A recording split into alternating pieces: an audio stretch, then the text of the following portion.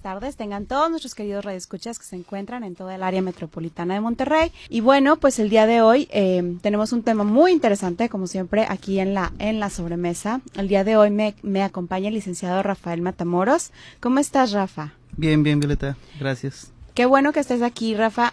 Rafa es licenciado en psicología con entrenamiento en psicoanálisis y él nos va a platicar de algo muy, muy interesante el día de hoy. Hoy vamos a hablar acerca de los niños cuando la autoridad no es agresión, ¿no? ¿Qué es lo que pasa con todos estos niños que están en una situación de violencia, que viven la violencia en su casa y sobre todo que son violentos y que tal vez no se les pueda dar este abordaje especial? ¿Cómo estás, Rafa? Cuéntanos un poco. Pues bien, Violeta, gracias por la invitación. Lo que se trata es un dispositivo, claro, los niños a veces son violentados y muchas veces estos mismos niños ejercen la misma violencia que viven en su hogar con su familia, ¿no? Entonces hay un dispositivo que se encarga de tratar a este tipo de niños y este dispositivo, además de del desarrollo, es del que pues vamos a hablar en esta ocasión. Exactamente. Fíjate, un poquito antes de que nos hables de este dispositivo, vamos a platicar un poquito de la problemática. ¿Qué es un niño violentado? ¿Qué es un niño que vive en la violencia? Tal vez vemos niños muy violentos y que son los típicos bullies, puede ser, ¿no? Niños que son muy, muy violentos con sus demás compañeros y no sabemos qué es lo que hay detrás de un niño así, como que luego los estigmatizamos o les damos una connotación muy negativa. Y en vez de ayudarles, pues los estamos perjudicando. Y por otra parte, pues ya sabemos que hay personas, que hay familias que tienen dinámicas de violencia muy fuerte, que no saben cómo cortar, entonces pues están viviendo una dinámica familiar violenta y pues el niño obviamente aprende de todo eso. Así es, Violeta. La situación de la violencia en los niños, más que nada es la expresión de un sufrimiento sin palabras. Este sufrimiento sin palabras, sufrimiento sin palabras porque los niños no tienen esa capacidad simbólica de poner en palabras lo que les sucede. Entonces, se dice la violencia en los niños es la expresión de un sufrimiento comunicada a través de actitudes agresivas. Esa es una situación que, como dices, el bullying puede ser una de las descargas que el niño tiene. También puede ser por repetición de su propia historia en conductas de violencia familiar. Niños que fueron violentados, cuando crecen, ejercen esa violencia dentro de su familia también. Otra tendencia también, incluso, es la tendencia a la drogadicción, ¿no? La violencia en los niños puede llevar a conductas delictivas o a la drogadicción. ¿Sí? Exactamente, ¿no? Y pareciera bien triste, pero que si no se atiende a tiempo, pues estos patrones están ya prácticamente hasta condicionados, ¿no? A que este niño repita estas conductas por el resto de su vida porque no hubo una atención temprana, una atención adecuada. Aquí lo importante es que, bueno, nosotros aquí queremos la atención para cualquier persona. Cuando una persona tiene algún problema, algo que dices, oye, esto no es funcional, esto no me está sirviendo, yo estoy perjudicando a las personas a mi alrededor, estoy siendo agresiva sin quererlo con las personas, me siento mal o no me siento mal, pero sé que estoy dañando, bueno, pues ahí vas a alguna atención, ¿verdad? Pero cuando es en la infancia, con mucho más razón. Cuando esto se detecta una violencia, que los niños están siendo violentos, que están siendo violentados, se les puede atender en un lugar, ¿verdad? Y es lo que tú platicabas en este dispositivo. Totalmente, Violeta. La situación de la violencia, esta expresión de la violencia de manera sufrida, pues tendría que ser meramente en palabra. Los niños no saben cómo poder expresar ese sentimiento en su propia boca y entonces buscan alternativas o buscan que salir ese sufrimiento, buscan que salga ese sufrimiento. ¿Y cómo sale? Pues por medio de conductas desadaptadas o por medio incluso de enfermedades somáticas, ¿no? O también puede ser por angustia, por ansiedad o enfermedades ya más crónicas. Exactamente.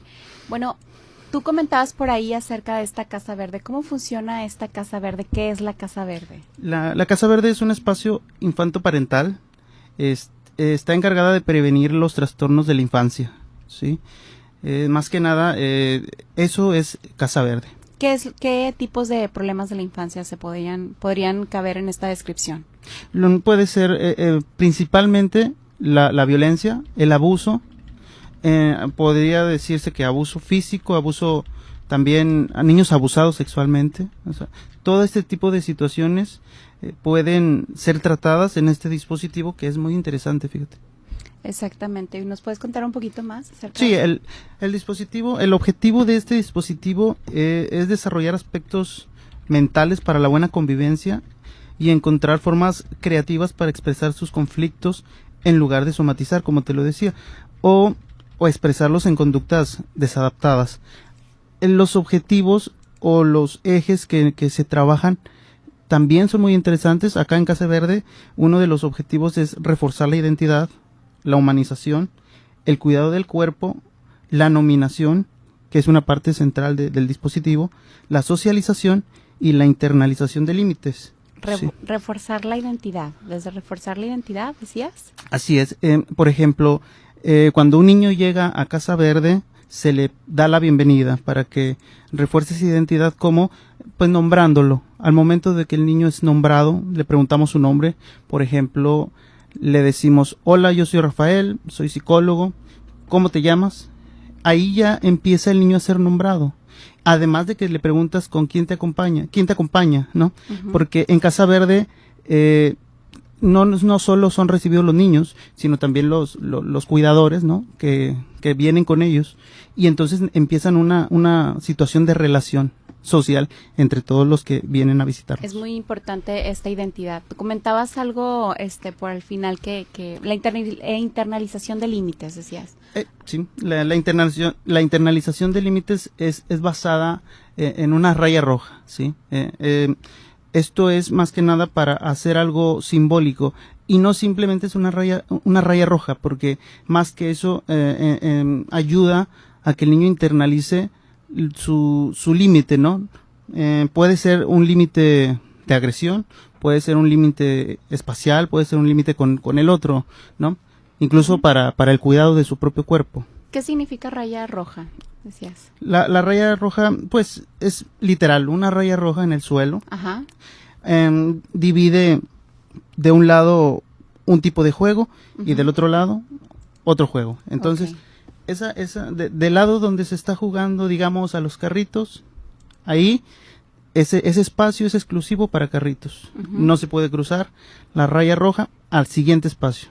En caso de que se dé, entonces hay que ayudarle al niño diciéndole con palabras, y esa es una parte fundamental, la palabra, que es la que forma más que nada, y la base de este dispositivo es la palabra como formadora, y hacerle ver con palabras educativas que hasta aquí, este límite no te permite jugar con carritos, pero no quiere decir que te limita totalmente, porque te limita solo con carritos. Tú puedes entrar al otro espacio a jugar, no sé, con cuentos, con muñecos, ¿sí? Entonces, no estás limitado tú, está limitado el juego. El área. Y de esa manera el niño empieza a internalizar esa parte simbólica del límite. Eso está muy, muy interesante, Rafa. Pues es un juego, digo, básicamente son cosas muy sencillas para nosotros, pero como tú dices, se está internalizando un proceso en el interior del niño. Así es. Que quiere decir, hay límites, hay reglas que tengo que respetar.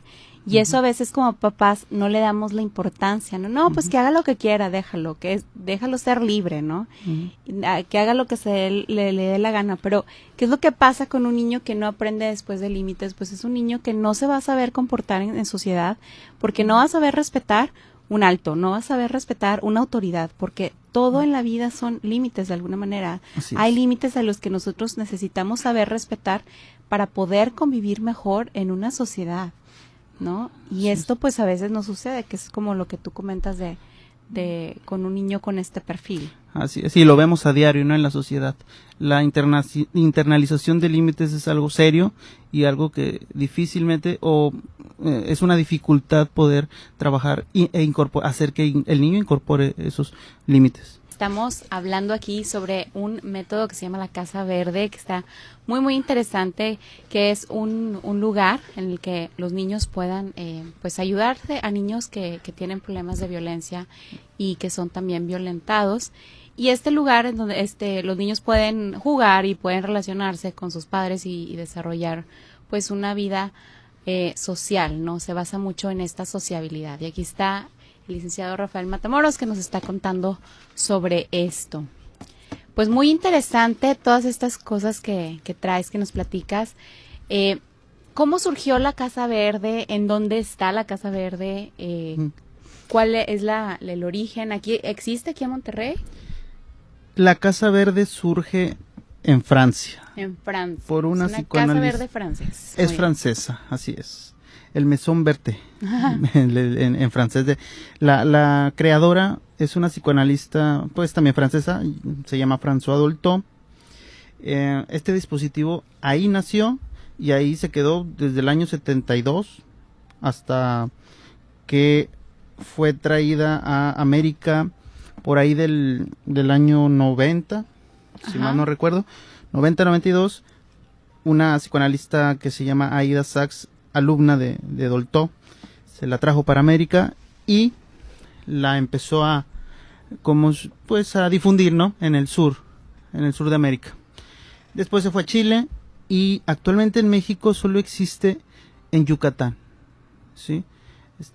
Solo existe en Yucatán y próximamente queremos implementarla acá en Nuevo León.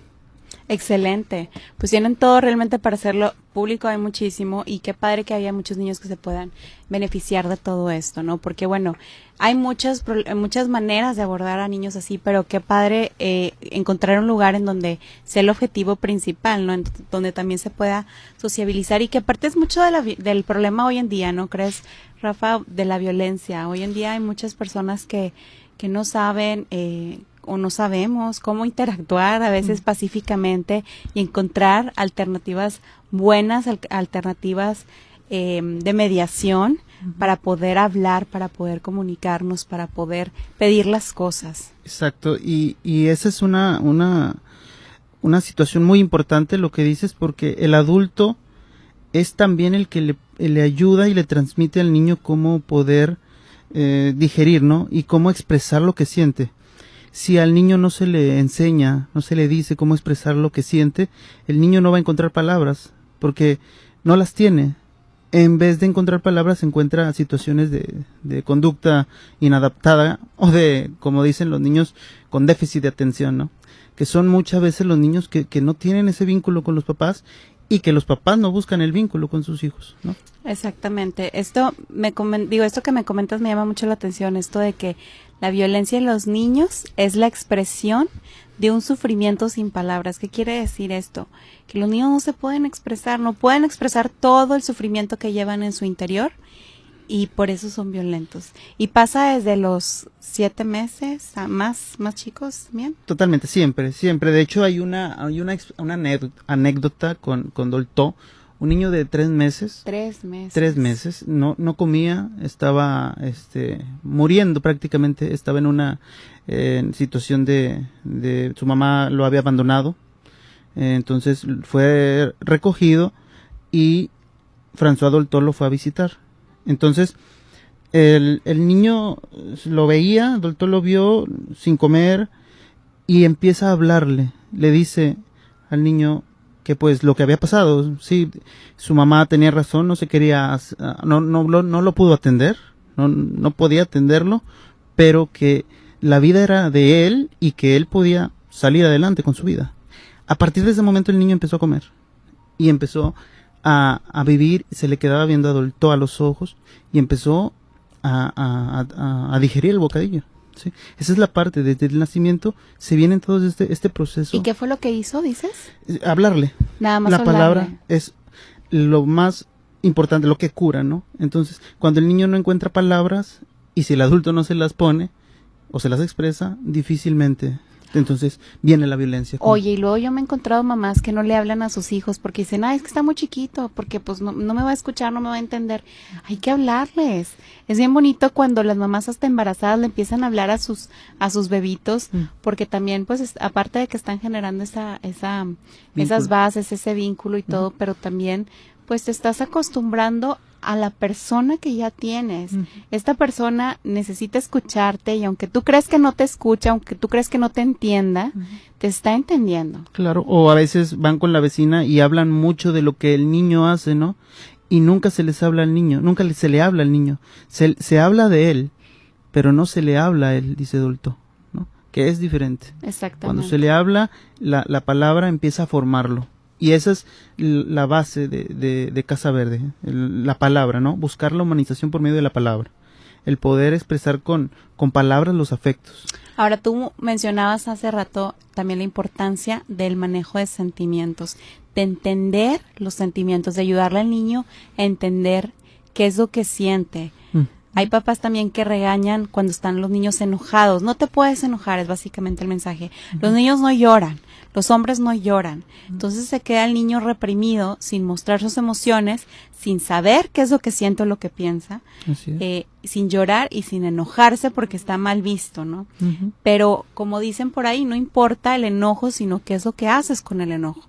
No importa tu felicidad o la alegría, no sé, el éxtasis que puedes estar sintiendo si tú no haces algo bueno con eso. No importan las acciones, no tanto los sentimientos. ¿Cómo podemos ayudar a un niño a expresar sus emociones? Bien, bueno, ayudar a un niño, y esto es importante para que alguien o un adulto empiece a ayudar a un niño, tiene que tener ciertas condiciones. Y ayudar, como te decía, que platicábamos anteriormente, para educar no se necesita ser violento, ¿no? La violencia no es educativa, no es formadora, ¿no? No es necesario que la autoridad sea violencia, ¿sí? La autoridad tiene que mostrarse con amor, tiene que mostrarse de una manera congruente. Lo que la palabra del adulto le prohíbe al niño, tiene que ser congruente con él mismo. O sea, el adulto tiene que estar prohibido por eso que le pide al niño, ¿sí? Por ejemplo, si tú le pides a tu hijo que no grite y se lo pides a gritos, entonces está siendo incongruente, ¿no? A veces hay papás que son muy, muy estrictos y le prohíben al hijo subirse aquí, subirse allá, salir de aquí, salir de 2 metros de su vista, ¿no? Eso también es violencia. Eso es una manera de ejercer violencia, ¿sí? Y esta autoridad que realmente a lo mejor los papás porque no conocen otra forma de educar o tal vez así fueron educados, pero realmente lleva a ser pues muy muy prohibitiva, de una manera negativa, de una connotación negativa que en vez de ayudarlos pues también los perjudica. Es decir, la autoridad es importante y es necesaria, pero siempre y cuando sea ejercida con amor y no necesariamente, o más bien sin implicar violencia. Exacto. Autoridad no es violencia. Exactamente, así es. Y la prohibición no tiene que ser siempre prohibición, o sea, no se le tiene que prohibir todo, ¿no? Se le prohíbe lo que es necesario para su vida, para su humanización, ¿no? No todo se prohíbe. Se prohíbe lo que le causa, como puede decirse vulgarmente, no sé, como que lo que le envenena el alma, ¿no? Y esa parte es muy importante, porque el niño, al inicio de su vida, lo que quiere descargar o lo que quiere hacer es primario, es primitivo, ¿no? Andar agarrándose sus partes, andar pegándole a papá cuando lo tiene cargado. Y hay muchos papás que permiten esa parte de que sea violento y no se le dice nada, no se le enseña, no se le habla, se le permite. Y entonces crecen y se vuelve acto, no se vuelve palabra.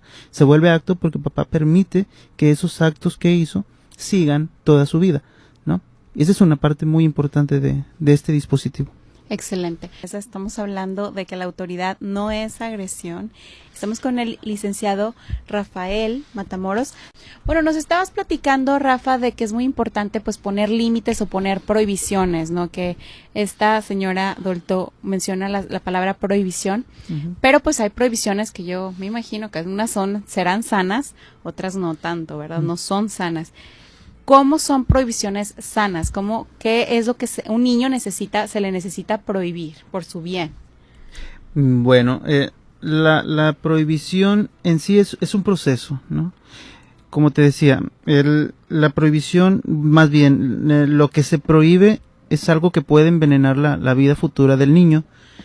¿Por qué? Porque son deseos muy primitivos, muy primarios, ¿no? Con los que nacemos, digamos, la satisfacción de pegar, de golpear, de andar viendo a los demás o cosas de esas son las prohibiciones que se necesita limitar, ¿sí? Exacto. Y entonces son parte de un proceso donde el niño sufre porque hasta ese entonces disfrutaba la manera de vivir, ¿no? Entonces sufre porque es como un duelo para el niño. Entonces el niño aceptará siempre esa prohibición mientras que el adulto esté también limitado de esa petición. Entonces, si el adulto te dice no puedes golpear al otro niño y él te educa con golpes, no va a entrar nunca esa prohibición, porque la autoridad te está dando un mensaje distinto, ¿sí? Te está diciendo que como yo soy más grande que tú, los adultos o los más grandes pueden abusar de ti, ¿no? O las relaciones o las situaciones problemáticas se arreglan a golpes, ¿no? Son mensajes inconscientes, son mensajes que se dan sin querer. Por eso es importante que la congruencia en este tipo de prohibiciones. Entonces, este proceso donde el niño sufre para que no siga satisfaciéndose de esa manera, se convierte en algo más creativo. El niño lo acepta cuando ve que el padre también lo tiene prohibido y empieza a buscar nuevas formas más creativas. Ese es un punto importante en Casa Verde porque aquí es donde entra el arte, ¿no? El modelado, el dibujo. El niño expresa de manera única en el dibujo lo que siente, ¿sí? Su subjetividad queda plasmada en el dibujo, ¿sí? Por eso cada dibujo es único en Casa Verde. Cada dibujo, en Casa Verde y en todos lados, ¿no? El dibujo de cada persona es único, así como el niño, ¿no? Cuando llegas a Casa Verde, entonces tú le dices, lo nominas y le dices, tú eres Juanito y eres único. Puede haber muchos Juanes, pero tú eres Juan y eres único. No hay otro igual a ti. Y es ahí el proceso donde empieza la nominación y la autovaloración, ¿no? De identidad de cada persona. Excelente, muy bien. ¿Qué prohibiciones no son sanas? Las prohibiciones en exceso. Porque hay prohibiciones que son solamente para complacer al adulto, ¿no? Para que el adulto se complazca. Por ejemplo, ver que el niño está jugando con no sé qué cosa, con un juguete arriba de la cama y el adulto llega gritando, llega satisfaciéndose, ¿no? Porque se satisface, descarga su enojo en una acción que no tendría sentido descargarla de esa manera, ¿no? O decirla de esa manera, ¿no? Educar de esa manera. Entonces los papás se vuelven como tipo gendarmes y los niños son los soldaditos, ¿no? Y esa es una parte muy importante porque lo que le pasa al adulto es que le cuesta ver al niño como su igual, ¿no? Al ver como su igual en dignidad. En dignidad y en respeto y en derecho. Y en humano, ¿no? Ajá, en humano. En humanidad. Entonces, esa parte para el adulto es un poco dolorosa. Ver que el niño es igual que él como ser humano, le cuesta al adulto. Porque, digo, si nada más lo dejamos así, es su igual, pues podemos decir, es su amigo. Pues no, ¿verdad? O de ponerlos en la misma línea de amistad o en la que nadie manda, ¿no? Claro, en su igual simbólico. Todo esto es subjetivo. Esta parte es subjetiva, es más que nada verse igual simbólicamente, ¿no? En la sociedad tienes el mismo derecho a que no abusen de ti, tienes el mismo derecho a que nadie te toque si tú no quieres, ¿no?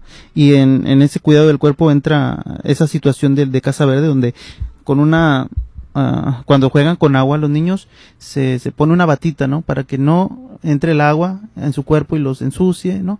Esa parte simbólica también tiene que ver mucho con el nadie te puede tocar, ¿no?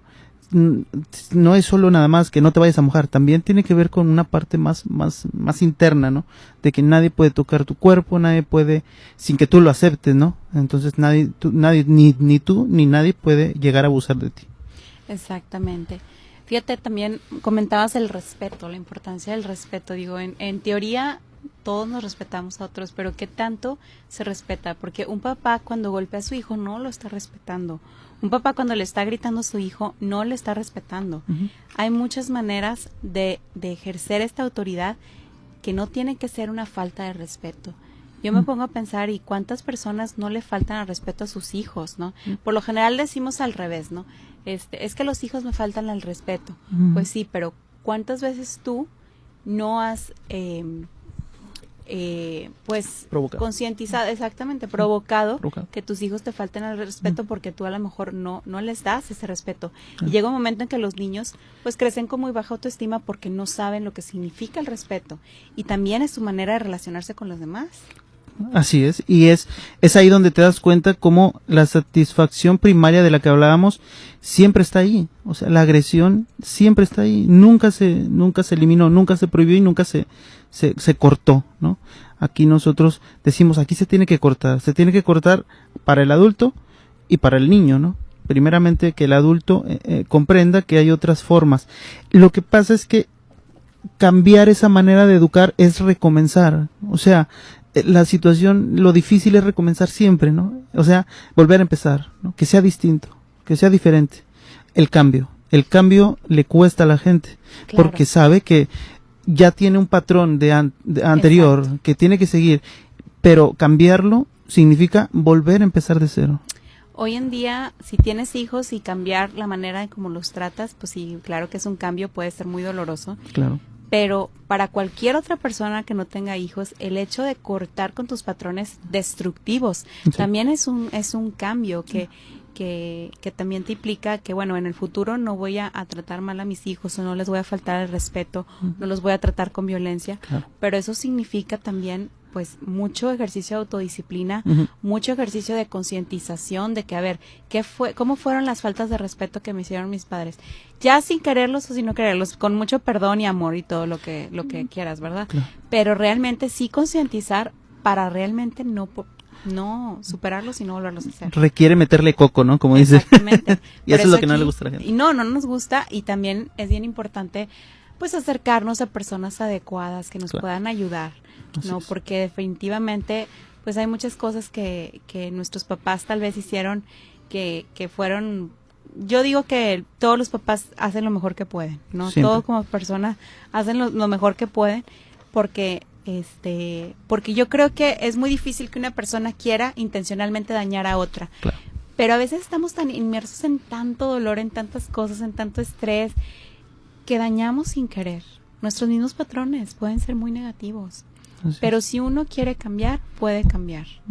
Pero esto exige, pues sí, querer hacerlo. Exige perder, ¿no? Implica perder más bien. Así es. Muy bien. Tú hablas del cambio que es doloroso, y ¿en qué se basa el cambio de las personas que van acudiendo a esta Casa Verde? Bueno, el cambio, la situación en Casa Verde es, bueno, la atención es personalizada. Un grupo de profesionales se encarga de la observación y la intervención a través de actividades de juego, la pintura, la escultura, en donde el niño proyecta su mundo interno, además de que lo exprese y a la vez construye aprendizajes. La herramienta fundamental es el ejemplo, o sea, el ejemplo de la palabra para significarle lo que le está pasando o lo que está manifestando su cuerpo, ¿no?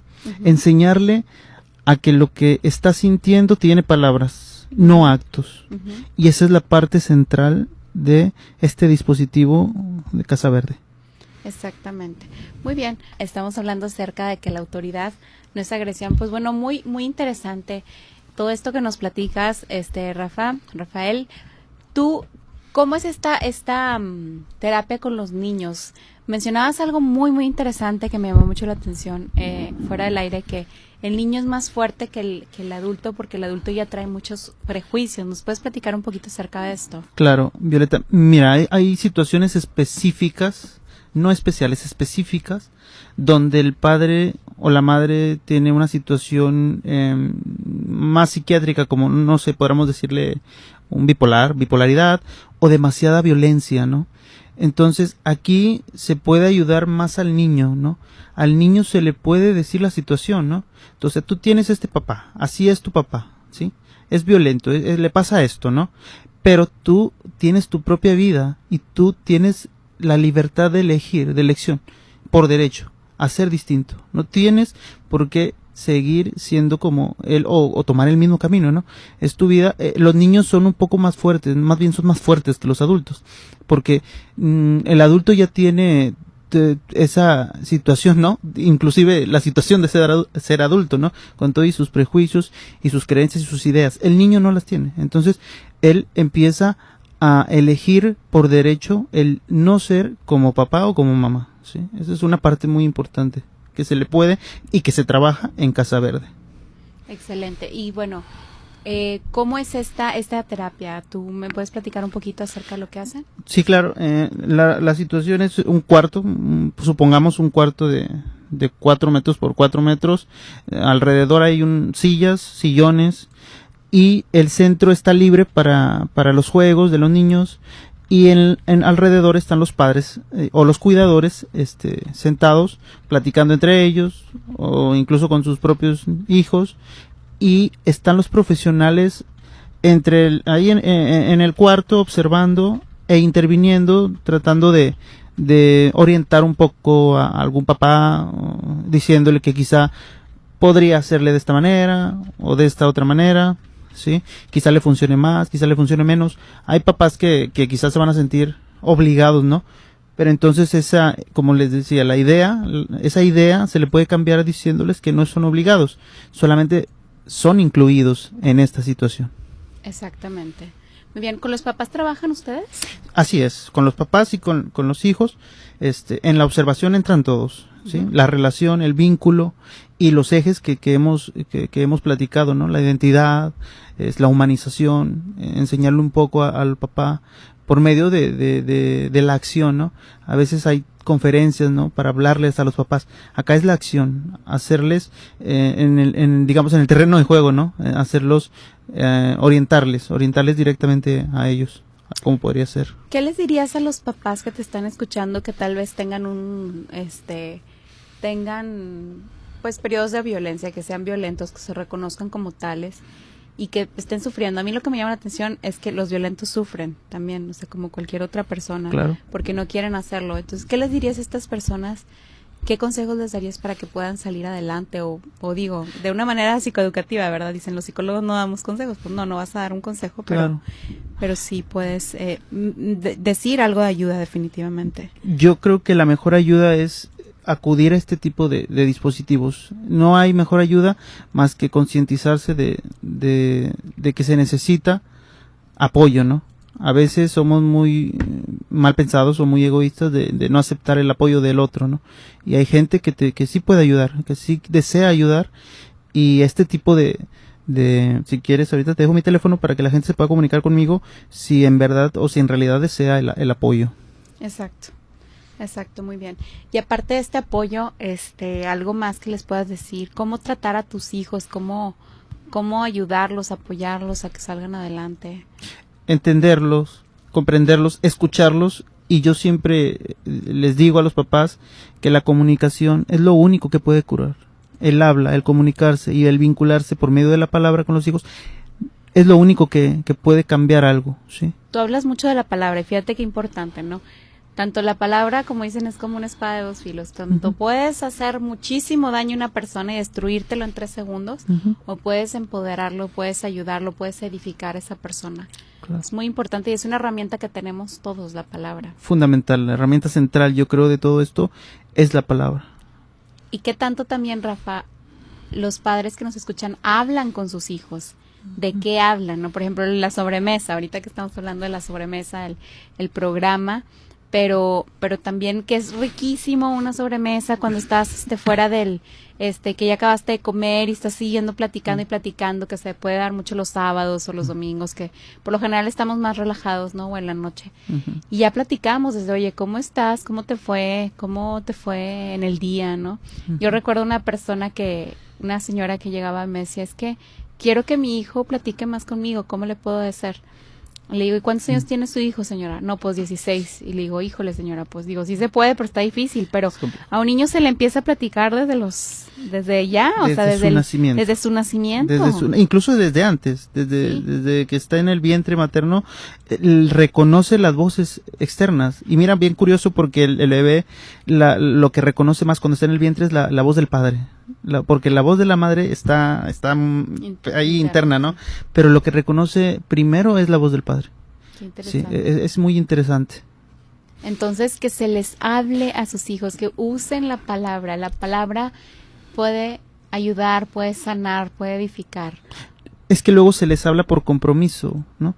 Porque se necesita hablar, ¿no? Porque se les dice que tienen que hablar. No se habla por compromiso, se habla por humanidad, por humanizar. ¿Sí? Por conectar. Por conectarse humanamente, ¿sí? Y esa situación no se puede enseñar en 10 minutos. Eso se forma, se transmite. Es difícil poder enseñar a un papá a humanizar a su hijo si él mismo no sabe cómo humanizar. Entonces, para eso se requiere este tipo de apoyos. Exactamente. Siempre nos podemos apoyar en otras personas que nos puedan ayudar a ser mejor papá, ¿no? Nadie nace sabiendo papá. Todos traemos nuestras cosas. Obviamente un niño a veces puede sacar lo mejor o lo peor de ti y hay veces que lo sacan también. Sí. Pero bueno, para eso hay cosas como estas a las que nos podamos acercar. Ahora, bueno, pues hablábamos mucho también de que las prohibiciones y que son bien importantes estos límites, estas prohibiciones que se le den a los niños, porque sabemos que hoy en día lo que no tenemos en la sociedad son muchas prohibiciones que hacen que nuestros hijos estén de esta manera, que estas personas que estamos dejando en esta sociedad, pues van a ser personas que tal vez si no se les prohibió, si no se les educó en los límites, pues van a ser personas que van a no cumplir en la sociedad y al fin de cuentas vamos a tener problemas sociales muy grandes, ¿no? Claro, hay muchas ideas que están en el aire y que no son reales, son ideas que vienen desde atrás de alguien que fue escuchado. A veces la gente hablamos por otros, siempre estamos hablando por lo que nos dicen otros y nunca lo comprobamos de nosotros mismos. No sabemos si esa frase es real o no es real. Lo que sucede es que no nos ponemos a hablar, sino a hablar por medio de otros. Por eso la importancia de generar una propia comunicación. Y no tanto, a veces se culpa mucho a los medios de comunicación, que son los que enseñan, que son los que ven la televisión en los niños, el internet. No es así. La comunicación empieza desde la familia. Y quien tiene que enseñar a comunicar es la familia, no los medios, ¿no? Eso es consecuencia, ¿no? El niño busca ya por consecuencia porque el centro, el vínculo familiar no está centrado en la comunicación. Así es, muy penoso, pero en una presentación que vi hace poco, una diapositiva me llamaba mucha la atención que puse, me estaban comentando, ¿no? Que les llamaba la atención que puse a medios de comunicación acá unos programas que ven los niños a las 10 de la noche sí. Y dices, totalmente nada que ver para ellos, ¿qué te puedo decir? No son programas para niños, no son cosas que ellos deberían de ver y me ha tocado de repente observarlos y platicar con ellos y que me cuentan y que hacen lo que hacen en esos shows, en esos programas. Y digo, definitivamente la televisión para muchos es un educador, ¿no? Otro podríamos decir, pues las instituciones en donde están, en la escuela, en la guardería, también los abuelos, pues también son educadores, todos esos son educadores, pero no hay mejor educador que el papá. Exacto. O sea, ninguna institución va a educar de la manera que va a educar un papá, pero para eso hay que ser buenos papás, hay que ser papás presentes. Claro, presentes, esa es una palabra muy importante. Tienen que estar presentes simbólicamente, ¿no? No presentes físicamente, sino tienen que estar presentes como padres, haciendo como función, ¿no? Con esa función. La presencia existe, lo que quizá no existe es la presencia paterna o materna, ¿sí? El cuerpo puede estar, pero la formación de madre o padre no lo sabemos. Así es que, por ejemplo, cuando un papá o mamá está deprimido y está ausente todo el tiempo. Exactamente, padres ausentes o simplemente no tan lejos, ¿no? Ausentes porque están en el celular metidos todo el tiempo, ¿no? Y no están deprimidos. Entonces, ahí vemos esas funciones donde cuestan. Así es. Cuestan y viene de atrás, viene de situaciones anteriores. No sé si quieras ir concluyendo ya con el tema o comentarnos de alguna frase que te haya llamado la atención, que tú consideres importante, que todos debamos saber. Sí, yo hablando de violencia y hablando también de algunas personas que me preguntaban o me cuestionaban cómo poder, personas que me preguntan ¿por qué no se les puede dar una nalgada? ¿Por qué no les doy una nalgada si eso puede ayudar? Bueno, esa situación, como decíamos antes, es porque cuesta mucho que sea diferente, ¿no? Cuesta mucho recomenzar a ser creativo, ¿no? A que es como un reto, ¿no? Que esto cambie y que esto cambie de la manera en que se está llevando a ser distinto. Eso nos cuesta. Entonces dice una frase de François Dolto, dice: los padres piensan que un niño debe ser sometido, o sea, domado, ¿no? Y usted sabe lo dramática que ha sido su educación. Se trata de esa educación infantil absolutamente perversa que ha sido la de todos los nazis, entre otras gentes, ¿no? Una educación en la que el adulto debe dominar ese peligro que es el niño, ¿no?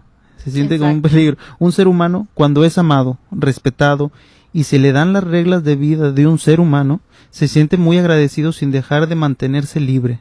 Lo que hace falta es educar a los niños, darles autonomía, libertad para tomar sus iniciativas y, sobre todo, reconocer que no se puede satisfacer todos sus deseos. Es imposible, puesto que tiene deseos imposibles de satisfacer, pero reconocer siempre que sus deseos son válidos, incluso si no se les da curso. Excelente, si no se les da curso. Ahora, ahorita se me venía algo a la mente. Un niño con exceso de prohibición también puede ser un adulto exageradamente limitado en su vida. Totalmente, totalmente. Por eso las prohibiciones no son prohibiciones, no es prohibir por prohibir. Hay prohibiciones que se tienen que prohibir para que esto sea más, para que pasen a otro nivel mental, creativo, educativo, ¿no? Más intelectual incluso, ¿no? Otro nivel, el nivel primario se tiene que desaparecer y pasar a otro nivel donde se requiera más esfuerzo intelectual o creativo. Excelente, pues muchas gracias por platicarnos de esta Casa Verde de François Dolto, que es sin duda pues algo muy innovador y muy bueno, y que realmente es algo muy humanizante, muy humanizante. Te deseamos toda la suerte del mundo, que Gracias. tengas aquí muchas casitas verdes en Monterrey, porque hacen falta, realmente hace mucha falta crear esta cultura. La psicología no es fácil, definitivamente. Sí. Creemos que, o bueno, yo no creo, pero muchos que es para loquitos y y que nunca nos va a pasar y que nunca lo vamos a necesitar. Y la realidad es que es una ayuda para el alma y es importante. Es importante acercarnos a las personas adecuadas y no tener miedo y romper todos los esquemas. Y si tengo que llevar a mi hijo a que sea mejor en este lugar, lo voy a llevar. Claro, ¿sí? Estamos enfermos de prejuicios. Exacto. Así exactamente. Es. Gracias a ti, Viola. Pues muchísimas gracias.